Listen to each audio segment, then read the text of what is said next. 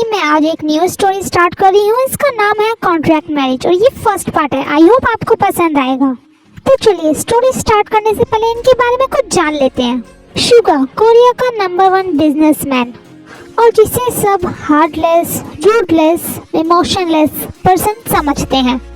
Suga दुनिया वालों के लिए चाहे कैसा भी हो, पर अपनी फैमिली के लिए बहुत ज़्यादा काइंड एंड प्रोटेक्टिव है। और उसकी फैमिली में उसके मॉम एंड डैड हैं। अदर साइड जिमिन एक सिंपल सी लड़की है जिसे सपने देखने से भी डर लगता है, क्योंकि अगर सपने टूटते हैं तो बहुत दर्द होता है। उसकी फैमिली में उसका छोटा भाई है जिसमें उसकी जान बसती है। जिमिन के पेरेंट्स की डेथ 2 साल पहले ही हो चुकी है और ऐसा कैसे हुआ वो हमें अब आगे स्टोरी में पता चलेगा। और हाँ, जिमिन का छोटा भाई ब्रेन इंजरी के कारण कोमा में है, वो भी पिछले 2 साल से। 2 साल पहले ऐसा क्या हुआ था कि उसका भाई को ब्रेन इंजरी हुई और उसके पेरेंट्स की डेथ हो गई, वो तो स्टोरी में आगे पता चलेगा। तो चलिए स्टोरी स्टार्ट करते हैं। मॉर्निंग में लगभग सुबह 7 बजे मिन पैलेस। शुगा सीढ़ियों से नीचे आ रहा था। वो अपने बिल्कुल ऑफिस अटायर में था। वो बहुत ज्यादा हैंडसम लग रहा था, पर उसके फेस पे बिल्कुल भी इमोशंस नहीं थे। तभी किचन से किसी चीज के गिर के टूटने की आवाज आती है और किसी के दर्द में चीखने की भी। आवाज सुनकर शुगा जल्दी से किचन की तरफ जाता है, क्योंकि वो इस आवाज को बहुत अच्छे से पहचानता था। किचन के अंदर पहुंच के वो देखता है कि एक ब्यूटीफुल सी लेडी वहाँ पर खड़ी हुई है और उसके पैरों के पास कांच के टुकड़े पड़े हैं। वो लेडी बहुत ब्यूटीफुल तो थी, पर उसके चेहरे पर इस वक्त डर भी नजर आ रहा था। शुगा जल्दी से उनके पास जाता है और उनके हाथ को पकड़ कर चेक करते हुए पूछता है, मॉम आप ठीक है ना, आपको कहीं चोट तो नहीं आई? वो लेडी कहती है, हाँ बेटा मुझे कुछ नहीं हुआ, मैं बिल्कुल ठीक हूँ, पर ये बर्तन टूट गया। इस पर शुगा कहता है, कोई बात नहीं मॉम, आप ठीक है ना, पर आप किचन में क्या कर रही हैं? आपको किचन में आने किसने दिया? और सारे मेड्स और कुक कहाँ हैं? ये कहते हुए शुगा उन्हें ध्यान से किचन से बाहर लेके आता है और सोफे पे बिठा देता है। फिर वो सभी सर्वेंट को आवाज लगा के बुलाने लगता है। तभी मिसेज मिन खड़े होते हुए जल्दी से कहती है, ओ बेटा मैंने ही सभी को बाहर जाने के लिए कहा था, तुम उन्हें कुछ मत कहना, उनकी कोई गलती नहीं है। फिर शुगा उनकी तरफ देखते हुए कहता है, पर क्यों मॉम? इस पे मिसेज मिन कहती है, क्यों का क्या मतलब है? मैं अपने बेटे के लिए कुकिंग करना चाहती थी। मॉम आपको कुकिंग करनी आती है? आपको याद है आपने कभी कुछ बनाया हो? मिसेज मिन कहती हैं, हाँ तो क्या हुआ, मुझे कुकिंग करनी नहीं आती तो रेसिपी बुक तो है ना, मैं उसे पढ़ के बना सकती हूँ। और वैसे भी मैं अपने बेटे के लिए खाना बनाना चाहती थी। इस पर शुगा कहता है, मॉम आपको ये सब करने की जरूरत नहीं है, आप बस अपना ख्याल रखो बस। और डैड कहाँ है? अगर डैड को इसके बारे में पता चला तो वो मुझे ही डांटेंगे कि मैंने उनकी प्यारी वाइफ को किचन में कैसे जाने दिया। मिसेज मिन कहती हैं, तुम्हारे डैड ना अपने किसी ओल्ड फ्रेंड से मिलने गए हैं, इसलिए तो मैं यहाँ आई थी तुमसे मिलने के लिए, पर मुझे लगता है कि तुम्हें मेरा आना पसंद नहीं आया है ना बेटा? इससे पहले शुगा कुछ कहता तभी वहाँ पे सारे सर्वेंट्स आ जाते हैं।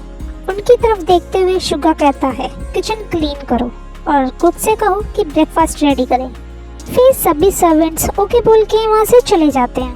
अब लगभग 20 मिनट्स के बाद वो दोनों लोग डाइनिंग टेबल पे बैठ के अपना ब्रेकफास्ट कर रहे होते हैं। तभी ब्रेकफास्ट के दौरान मिसेज मिन कहती हैं, शुगा बेटा क्या तुमने कुछ सोचा? शुगा कहता है, मॉम किस बारे में? मिसेज मिन कहती हैं, शादी के बारे में। और किस बारे में? ये सुनकर शुगा उनकी तरफ देखता है और कहता है, मॉम नहीं मैंने कुछ नहीं सोचा, और आप तो जानती हैं मैं शादी नहीं करना चाहता। मिसेज मिन कहती हैं, पर ऐसा क्यों कि तुम शादी नहीं करना चाहते? तुमने अपनी एज देखी है, तुम 27 इयर्स के हो गए हो। यही सही एज होती है शादी करने की और फैमिली बनाने की। इस पर शुगा बिना कुछ कहे टेबल से उठता है और बोलता है, मॉम हम शाम को डिनर पे मिलते हैं। ये कह के वो ऑफिस के लिए निकल जाता है। अदर साइड जिमिन हॉस्पिटल में अपने भाई जीहुन के पास बैठी होती है। तभी वहाँ डॉक्टर आते हैं और कहते हैं, मिस जिमिन क्या हम अभी बात कर सकते हैं? आवाज सुनकर जिमिन डॉक्टर की तरफ देखती है और कहती है, हाँ क्यों नहीं डॉक्टर ते, हम बात कर सकते हैं। जी हाँ आर्मी, ते हमारा डॉक्टर है और वो पहले से ही चंकू के साथ मैरिड है, उन दोनों की लव मैरिज हुई है। तो चलिए स्टोरी में वापस आते हैं। ते कहता है, आप मेरे केबिन में आइए, हम यहाँ बात नहीं कर सकते। ये कह के ते आगे जाने लगता है। जिमिन ओके बोल के उसके पीछे पीछे जाने लगती है। अब ते के केबिन में दोनों आमने सामने बैठे थे। जिमिन को देख के साफ समझ आ रहा था कि वो कितनी नर्वस और डरी हुई है। जिमिन कहती है, डॉक्टर ते सब ठीक है ना, मेरा भाई कोई प्रॉब्लम तो नहीं है ना?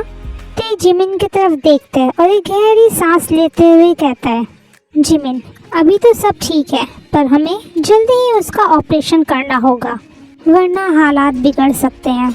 हाँ मैं जानता हूँ वो अभी कोमा में है, पर हमें उसकी ऐसे ही सर्जरी करनी होगी। और तुम जानती हो कि हम 2 साल से उसके कोमा से उठने का इंतजार कर रहे हैं ताकि उसकी सर्जरी की जा सके, पर अब और इंतजार नहीं किया जा सकता। और हाँ एक बात तो मैं तुम्हें बताना भूल ही गया, इंडिया के best neuro surgeon Korea visit करने आ रहे हैं और वो हमारे हॉस्पिटल में भी आएंगे।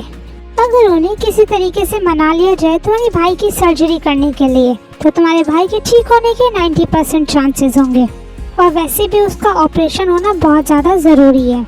ये कह के तेज चुप हो जाता है। 8 सेकंड के बाद जिमिन कहती है, डॉक्टर ते इसमें लगभग कितना खर्चा आएगा, क्या आप मुझे बता सकते हैं?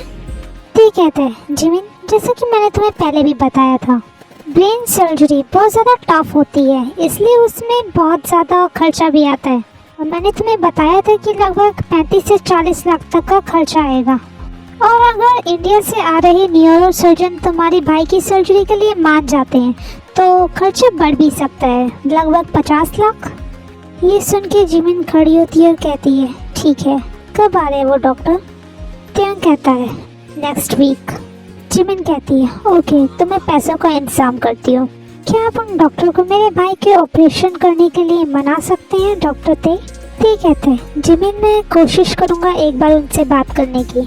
वैसे जहाँ तक मैंने उनके बारे में सुना है वो बहुत ज़्यादा काइंड हैं और बहुत ज़्यादा हेल्पिंग नेचर वाले भी, तो क्या पता वो तुम्हारे भाई का ऑपरेशन करने के लिए मान जाए।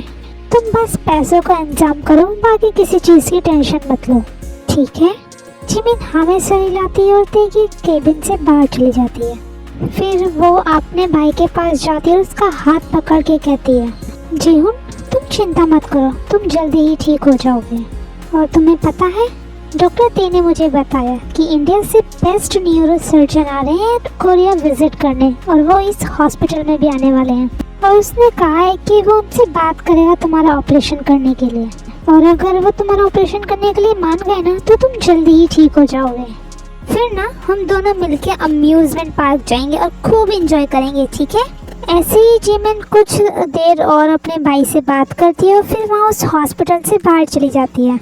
अदर साइड शुगा अपने ऑफिस में बैठ के अपना वर्क कर रहा होता है, तभी उसके केबिन के डोर पे नॉक होता है। शुगा बिना देखे उस पर्सन को अंदर आने के लिए बोलता है।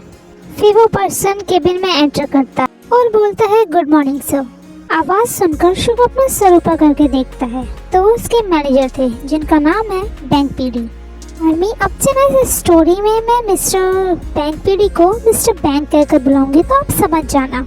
अब आगे शुगा कहता है, मिस्टर बैंक क्या कोई इम्पोर्टेंट काम था? वो कहते हैं, सर मुझे ये कुछ इम्पोर्टेंट फाइल्स पे आपके सिग्नेचर्स चाहिए। शुगा कहता है, आप यहाँ टेबल पे रख दीजिए।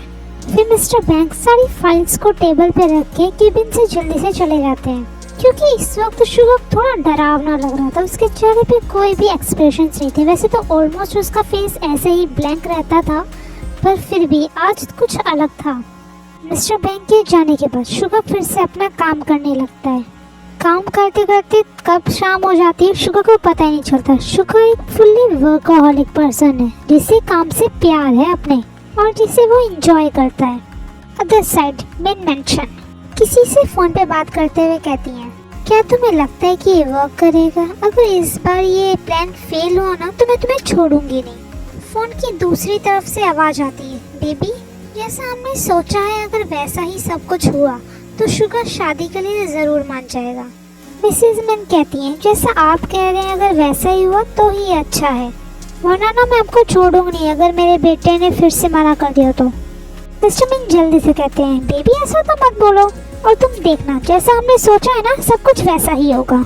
इस बार तो वो शादी के लिए हाँ बोल ही देगा, और हम सिर्फ उसकी हाँ ही तो सुनना चाहते हैं, फिर चाहे वो किसी से भी शादी करे, इससे कोई फर्क नहीं पड़ता, चाहे वो किसी गरीब लड़की से भी शादी क्यों ना करे। इसलिए मिसेज मिन जल्दी से कहती हैं, तुम ठीक कह रहे हो, हम चाहते हैं कि हमारा बेटा हमेशा खुश रहे और थोड़ा अपनी लाइफ को एंजॉय करना सीखे। मिस्टर मिन कहते हैं, फिर ऐसे ही वो लोग थोड़ी देर और कुछ इधर उधर की बातें करते हैं और फिर फ़ोन कट कर देते हैं। ओके आर्मी, आज के लिए इतना ही। अगर आपको ये स्टोरी पसंद आ रही है तो वीडियो को लाइक और चैनल को सब्सक्राइब जरूर कीजिएगा और कमेंट करके ज़रूर बताना कि आपको ये स्टोरी कैसी लगी। और हाँ आर्मी, आपको क्या लगता है आगे क्या होने वाला है इस स्टोरी में, और मिस्टर मेन और मिसेस मेन ने क्या प्लान बनाया है? आपको जो भी लगे मुझे कमेंट करके ज़रूर बताना। ओके आर्मी, मिलते हैं स्टोरी के नेक्स्ट पार्ट के साथ। तब तक आप अपना ख्याल रखिएगा। Okay, tata, bye bye.